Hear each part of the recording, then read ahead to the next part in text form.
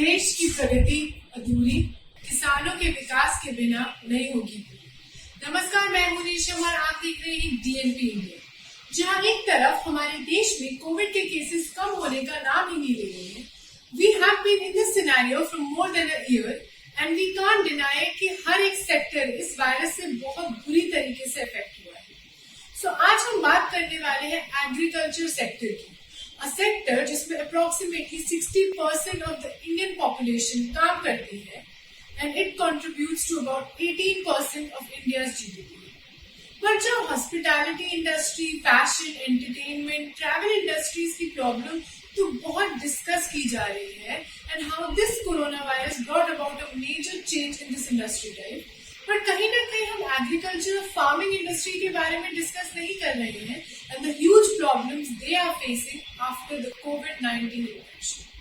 So, इस topic में हमें डीपर इंसाइट्स देने के लिए today we have with us mister Ajit Shankar, the vice president of Crystal Group of corporation and जो farmers of all over the India से बहुत ही क्लोजली एसोसिएटेड एंड रिलेटेड है। Let's get his overview.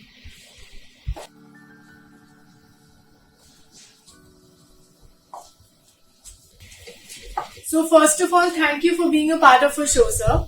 तो कुछ शुरू करने से पहले क्या आप हमें अपने बारे में कुछ बताएंगे? देखिए, मैं एग्रीकेमिकल और फर्टिलाइजर इंडस्ट्रीज में जुड़ा हुआ हूँ। मैंने एग्रीकल्चर से ग्रेजुएशन किया था, then I work for in this industry for 30 years and we are working with the farmers for last 30 years. We are providing the fertilizer, pesticides and seeds. We are basically I am with the input and also मैं उनको agriculture के बारे में, नई techniques के बारे में, नए सीड्स के बारे में, नई टेक्निक और नए इनोवेशंस के बारे में हम लोग उनको बताते आ रहे हैं, उसकी वजह से जिससे उनका प्रोडक्शन बढ़ता है, अच्छी खेती कर पाते हैं और अच्छा प्राइस ले पाते हैं और हम लोग हमारी इंडस्ट्री काफी इससे जुड़ी हुई है। और मैं इस समय क्रिस्टल क्रॉप में हूँ, वाइस प्रेसिडेंट हूँ वहां पर और सेल्स देखता हूँ और ऑल इंडिया वर्किंग देखता हूँ किसानों के साथ। सो सर, जैसे हमें पता है कि you are so closely associated with the farmers, so मैं आपसे जानना चाहूंगी कि कोविड में अभी उनका क्या सिचुएशन है। वो मैं पर्सनली, आई एम श्योर हमारे व्यूअर्स भी जानना चाहेंगे कि what is the current situation of farmers after Covid. बहुत ही अच्छा सवाल है ये आपका, क्योंकि मैं देख रहा हूँ, पिछले साल भी देखा, इस साल भी देखा।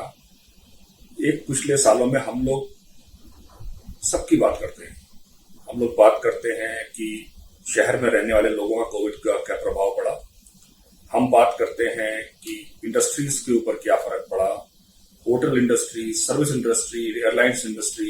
इवन हम बात करते हैं कि जो हमारे मजदूर हैं, जो डेली वेजर्स हैं, खोमचे वाले और सड़क के किनारे दुकान चलाने वाले, उनके ऊपर क्या प्रभाव पड़ा। लेकिन ये बहुत कम तो चर्चा का विषय रहा। बहुत कम लोगों ने इस पर चर्चा करा कि किसानों के ऊपर इसका क्या असर पड़ा और खेती पे क्या असर पड़ा। ये बहुत ही इंपॉर्टेंट सब्जेक्ट है। मैं किसी की गलती नहीं मानता, क्योंकि हमारा परसेप्शन इन द सिटीज, ये बहुत बड़ा परसेप्शन बना हुआ है कि किसान तो खुले में रहता है, खेतों में रहता है, उसको अफेक्ट नहीं हुआ और क्योंकि वो खेत दूर है, वहां अपनी जरूरत चीजें उगाता है और इसलिए उसको बिजनेस में भी कोई फर्क नहीं पड़ा और वो मजे से जीता रहा। ये बहुत बहुत गलत परसेप्शन है और जितना इम्पैक्ट इस कोविड का, आई से Covid and Covid related things like lockdown and all, जितना बैड इफेक्ट फार्मर के ऊपर पड़ा है, आई थिंक उतना ज्यादा तो नहीं, हाँ, लेकिन बाकियों के बराबर ही रहा। फार्मर को थोड़ा ज्यादा भी हो सकता है ये उसका इम्पैक्ट रहा, और क्योंकि किसी ने उसको उठाया नहीं तो फार्मर की भी वॉइस पता नहीं चली किसी को कि इसमें फार्मर्स के ऊपर क्या क्या बीता। तो बहुत जरूरी सवाल है, मैं आपका इसका जवाब देना चाहूंगा। पहले तो मैं आपसे बात करूंगा वेव 1 में फार्मर के ऊपर क्या इसका असर पड़ा। देखिए, वेव 1 में आपको पहला ये समझना पड़ेगा कि इम्पैक्ट कैसे होता है, फार्मर्स कैसे फार्मिंग होती है आज की डेट में। देखिए, फार्मर और जो अपनी खेती करता है, हर खेत एक तरह से आपको ये मानना पड़ेगा एक फैक्ट्री की तरह होता है। ठीक है, हर खेत, अब आप सोचिए कितनी फैक्ट्रियां हुई हिंदुस्तान में, पूरे कंट्री में करोड़ों फैक्ट्रियां हुई, कितने खेत हैं, कितने फार्मर्स हैं, वो हर खेत एक फार्म एक फैक्ट्री की तरह होता है। उस फैक्ट्री के अंदर देखिए पहले सीड जाता है, फिर फर्टिलाइजर पड़ता है, उसके अंदर फिर पेस्टिसाइड पड़ता है, फार्म मशीनरी यूज होती है, पानी यूज होता है, लेबर यूज होती है। उसमें हर फार्मर के उस खेत के ऊपर ये सब डाला जाता है, वो सब चीजें बाहर से आती है। कोई फर्टिलाइजर फैक्ट्री से जाती है, कोई पेस्टिसाइड फैक्ट्री से बन के जाता है, कोई सीड कहीं और प्रोड्यूस होकर जाता है। पहले वो सब चीजें खेत को उगाने में, फसल को उगाने में काम आती हैं। फिर जब 4 या 5 महीने के बाद जब फसल बनके तैयार होती है, इसे एज ए फैक्ट्री में पहले इनपुट जाता है, इसी तरह पहले इनपुट जाता है। 4-5 महीने के बाद आउटपुट निकलता है उस खेत में से। फिर वो जो आउटपुट निकलता है वो देश के कोने कोने में जाता है। जैसे आप देखिए श्रीनगर कश्मीर का सेब आपको इंडिया में पूरे में जाता है, नासिक के ग्रेप्स पूरे इंडिया में मिलते हैं, आपके पास यूपी का आलू पूरे इंडिया में जाता है। इसी तरह बेंगलोर का जो आपका टमाटर है, गुंटूर की चिलीज हैं, और इसी तरह गेहूं चावल वो उगता एक जगह है और पूरे देश में डिस्ट्रीब्यूट होता है। ये मैं इसलिए बता रहा हूं कि आप ये सोचिए कि इतनी छोटी छोटी फैक्ट्रीज पूरे देश में लगी हुई हैं और उसके बाद वहां से माल जाता है और निकल के आता है। कितना बड़ा सप्लाई चेन ऑपरेशन हमारे कंट्री में होता है इतने लंबे छोटे छोटे खेत होने के बाद। अनइमेजिनेबल कितने ट्रक्स मटेरियल जाते हैं, कितने ट्रक्स मटेरियल आता है और कैसे ट्रक्स में जाता है, फिर उसके बाद टेम्पो में जाता है, उसके बाद साइकिल में जाता है, खेत में पहुंचता है, तो खेत से is a very high degree of supply chain operation. अब आप इस सप्लाई चेन ऑपरेशन को अब आगे मैं समझाता हूं। सडनली अगर आप इतने बड़े मैसिव सप्लाई चेन नेटवर्क को एक दिन में अगर आप बंद कर दें, उस फैक्ट्री क्या होगा? तो इस कोविड-1 में या वेव 1 में और जो उसके बाद लगने वाले लॉकडाउन से उसका इम्पैक्ट अब आप मैं बताता हूं फार्मर को क्या हुआ। देखिए जैसे ही ये लॉकडाउन लगा, सप्लाई चेन सिस्टम्स बंद हुए, खेतों में जाने वाला पहले तो फर्टिलाइजर्स, पेस्टिसाइड, सीड्स कुछ जो जाना था वो बंद हो गया, नई फसल पे नुकसान हुआ। दूसरा जो सबसे बड़ा नुकसान जो उस समय था वो अप्रैल मई का, उस समय जो क्रॉप्स तैयार थी, जो जिस बेचारे फार्मर ने 5 महीने अपना मेहनत करके अपना पैसा लगा के उन क्रॉप्स को तैयार किया था, वो क्रॉप्स वहीं पे उसी खेत में सड़ गई। तो हम सब बिजी थे अपने अपने शहरों में कोविड से लड़ने में, किसी की निगाह नहीं गई। लेकिन मेरे पास और सरकार के पास भी वो डेटा होगा, आप देखिए फार्मर के पास है। फिर वही आता है, कश्मीर में सेब लगा था, वहां स्कैब की बीमारी आई, उसकी वजह से वो बहुत नुकसान हुआ, आधी फसल रह गई बेचारों की। लेकिन जब फसल की हार्वेस्ट हुआ वो आ नहीं पाया, वहां सड़ गया। नासिक में ग्रेप्स को किसान के तैयार थे, यही समय था, इसी समय ग्रेप्स नया आना शुरू मंडी में, वो उन्होंने औने पौने भाव में फ्री में डिस्ट्रीब्यूट करके बांटा। इसी तरह बेंगलोर में, तमिलनाडु में और तमिलनाडु, कर्नाटका, आंध्रा में लाखों टन टमाटर खेतों में सड़ा, मिर्ची सड़ी, क्योंकि वो अब आप खेत में उग तो गया, उसको खेत में आप उगा के आप उसको हमारे घर तक लाने का रास्ता नहीं था।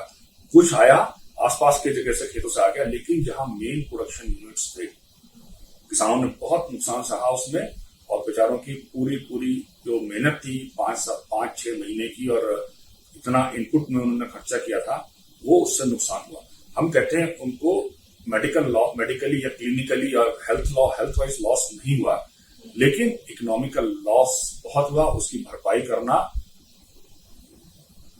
बहुत मुश्किल काम है, लेकिन किसान बोलता भी नहीं है, क्योंकि हर साल उसको किसी बारिश में उसको नुकसान होता रहता है। तो आप ये कोविड का नुकसान अगर देखा जाए तो किसी तरह से कम नहीं था। अब फेज 2 वही हो रहा है, फेज 2 में भी वही कंडीशंस, वही समय आ रहा है। तो मैं तो यही चाहूंगा कि इस बार अगर प्रिपरेशन रखें किसान और हमारी सप्लाई चेन ना टूटे। मैं चाहता हूं कि ऐसे सप्लाई चेन किसी तरह से ना टूट पाए, किसान को सहयोग मिलता रहे। हमारा आपका हम लोग इस मुद्दे को उठाते रहें, बात करते रहें कि देखिए सप्लाई चेन, आप कुछ की सप्लाई चेन तोड़िए, लेकिन किसानों के साथ ऐसा ना हो कि उनका मटेरियल खेतों में फिर सड़ जाए और या नया उपज उगाने के लिए उनके पास तक फर्टिलाइजर, सीड और पेस्टिसाइड ना पहुंच पाए, वो नहीं रुकना चाहिए, क्योंकि वो एक बार टूट चुके हैं। नेक्स्ट ईयर अगर उनके पास ऐसे इकोनॉमिक लॉसेस होते रहे तो उनको अपने आप को संभालना मुश्किल पड़ेगा। जैसे कि आपने बोला कि लॉकडाउन के टाइम पे फार्मर्स को, जैसे लॉकडाउन हुआ तो फार्मर्स को बहुत परेशानी झेलनी पड़ी, बट जैसे हमें पता है कि जब भी कोई लॉकडाउन होता था उसमें लास्ट में देयर इज अ क्लॉज की एसेंशियल कमोडिटीज एक्सेम्प्टेड, तो उसके बारे में, उसके बाद भी उन्हें डिफिकल्टी फेस करनी पड़ी, तो वो आपका क्या है? देखिए, हम नियम बनाते हैं, देखिए किसी की गलती नहीं कर सकते, हम नियम बनाते हैं, उसके इम्प्लीमेंटेशन में because of stresses of the administrative authorities, police में इसमें किसी गलती नहीं मानता, पुलिस की कोई गलती नहीं, इसमें एडमिनिस्ट्रेशन की कोई गलती नहीं, वो बेचारे 12-12 घंटे 24-24 घंटे काम कर रहे हैं, उनको वो तो किसी भी को भी देख कर रोक देते हैं वहां पे। अब एसेंशियल कमोडिटी के पेपर चेक करने का उनके पास क्या टाइम होता है? ये प्रैक्टिकल डिफिकल्टीज हैं, रोड पे होती है। और दूसरी प्रैक्टिकल डिफिकल्टी आप देखिए, हमने एसेंशियल कमोडिटी को आना जाना अलाउ तो किया, लेकिन कोई ट्रक जो 4 दिन में गुंटूर से दिल्ली आता है, वो ट्रक क्यों आएगा अगर रास्ते के ढाबे बंद है? वो तो भूखा मर जाएगा।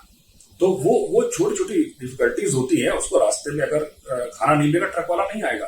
फिर हर स्टेट में पुलिस कैसे रिएक्ट करती है, किसने स्ट्रेस में है, हमने सीन भी देखे हैं कि वो उनको रोकने के लिए, लॉकडाउन को पालन करने के लिए उन्होंने बल का प्रयोग भी किया, फोर्स भी यूज किया। तो ट्रक ड्राइवर भी डरते हैं कि हमारे ऊपर हमला ना हो, कि हम पर चोट ना खा जाए, इसलिए वो इतनी तरह से इम्प्लीमेंट हो नहीं पाता है। जिस ऑर्डर होते हैं, इंटेंट अच्छी होती है कि हम एसेंशियल कम्युनिटी को अलाउ करें, लेकिन एसेंशियल कम्युनिटी पूरी तरह अलाउ नहीं हो पाती। ओके, सो इस कोविड के टाइम पे आपके अकॉर्डिंग कौन सी स्टेट थी जो सबसे ज्यादा अफेक्टेड थी when you related to the farming sector? आप बात करिए वेव 1 की। वेव 1, पहला वेव 1 फिर वेव 2 के बारे में। देखिए, इफेक्ट सारे स्टेट्स में था, लेकिन स्टेट्स जो क्रॉप्स तैयार थी, जैसे मैंने पहले भी कहा, क्रॉप्स जो तैयार थी वो आंध्रा और कर्नाटका का वेजिटेबल्स का जो एरिया होता है वो बहुत हाईली अफेक्टेड था। फिर पूना, नासिक एरिया में, महाराष्ट्र में अच्छा नुकसान हुआ, क्योंकि वहां पर उस समय ग्रेप्स का नुकसान बहुत हुआ। हम जो हमारा ग्रेप्स का बहुत बड़ा हम उसको एक्सपोर्ट करते हैं, वो एक्सपोर्ट भी नहीं कर पाए, तो उस एरिया में बहुत नुकसान हुआ, क्योंकि जो इमीडिएट लॉसेस थे, हम लॉसेस कैलकुलेट नहीं कर सकते कि जो ईल्ड में लॉसेस हुए, जो सब्सिक्वेंटली जो 4-5 महीने में हम फर्टिलाइजर सप्लाई नहीं थे, पंजाब में फर्टिलाइजर नहीं जा पाया, अदर स्टेट्स में फर्टिलाइजर नहीं जा, उसकी वजह से जो ईल्ड में कमी आई, पेस्टिसाइड नहीं पहुंच पाया, जैसे स्कैब एक बीमारी होती है, इसमें श्रीनगर कश्मीर में आई, उसकी वजह से जो ईल्ड की कमी आई एप्पल में, वो हम कैलकुलेट नहीं कर सकते, इनपुट नहीं मिलने की वजह से, वो किसी ने कैलकुलेट नहीं कर पाया। ओवरऑल मैं कहूंगा नुकसान, क्योंकि लंबा लॉकडाउन था हमारा, 3-4 महीने का था, 3-4 महीने में हर जगह खेती होती है, मानसून के बाद हर जगह किसान ने नुकसान किया, बराबर नुकसान किया। और इस वेव 2 में कैसी प्रिपरेशन है? वेव 2 में मुझे लगता है कि स्टेट गवर्नमेंट्स और central government also they are well prepared, और कहीं ना कहीं उनको ये, सरकार को ये चीज पता है कि कितना हमको नुकसान हुआ है, तो काफी प्रिपेयर्ड लग रही है। और इवन हम as a industry, responsible people of the industry also, हमको भी मालूम है कि हमको पहले से, अब जैसे दिख रहा है, तो हमने भी ऑलरेडी क्रिस्टल ने अपनी तरफ से स्टार्ट कर दिया है कि जो नेक्स्ट 2 महीने में जो भी हमें क्रॉप प्रोटेक्शन केमिकल्स को यूज करना है, जो फर्टिलाइजर्स को यूज करना है, वो जहां पहले यूज होना है, जिस स्टेट में, वहां पहले से जाके रखें, जैसे कि जब अटैक आए मतलब जब इम्पैक्ट हो, जब पेस्ट का अटैक हो क्रॉप के ऊपर, और जब क्रॉप खत्म होने ना हो पाए, हम उससे पहले उसको रोक सकें। तो प्रिपरेशन इस बार थोड़ी ज्यादा है हमारी, क्योंकि हम थोड़े से प्रिपेयर्ड हैं, लेकिन फिर भी लॉकडाउन अगर लगेगा तो आई थिंक थोड़ा इम्पैक्ट हमारे पास आएगा। और अर्बन सेक्टर और रूरल में क्या डिफरेंस आपने नोटिस किया, या कोई डिफरेंस ही नहीं? डिफरेंस देखिए, इकोनॉमिक लॉस मैं कहता हूँ रूरल को बहुत हुआ है। हाँ, ये जो कहता हूँ क्लिनिकल और loss of life was less. देखिए, जैसे मैं पता नहीं, डॉक्टर नहीं हूँ, लेकिन जैसे कि लोग पढ़ते हैं कि विटामिन डी होने से रेजिस्टेंस और इम्यूनिटी बढ़ती है, और रूरल एरियाज क्योंकि आपको मालूम है खुले में रहते हैं और इन कन्फाइंड इन्वायरमेंट नहीं होता, क्योंकि इम्यूनिटी अच्छी है वहां पर, इसलिए इम्पैक्ट नहीं मिला। क्लिनिकली और मेडिकली इम्पैक्ट कम है रूरल एरियाज में, लेकिन ये पक्का है कि इकोनॉमिक लॉसेस वहां पर कहीं कहीं कहीं ज्यादा हुए, more than urban areas. Sir, your final words to our viewers. Mira, I will just say finally, just be patient, just keep your patience, and don't take risks. Everybody is affected, even doctors, policemen. So cooperate with everybody. This is not the time to find faults in things. Everybody is working for working in this situation. These things will be over very soon, and we together, the armed forces, the farmers, the service people, everybody, the businessmen and big businessmen, everybody is together in this country. We'll fight it out again. हम लोग सब grow करेंगे, आगे चलेंगे और बढ़ते चलेंगे. Thank you. Thank you for being a part of the show, sir. So, जैसा कि हमने इनसे सुना कि कैसे this farming industry is slightly being ignored, knowingly or unknowingly, and also क्योंकि अभी crisis situation है, so we have to consider everyone and acknowledge their efforts. So, अगर आपको हमारा आज का segment पसंद आया, then do like, share and subscribe to DNP India. You can also follow us on Facebook, Twitter and Instagram.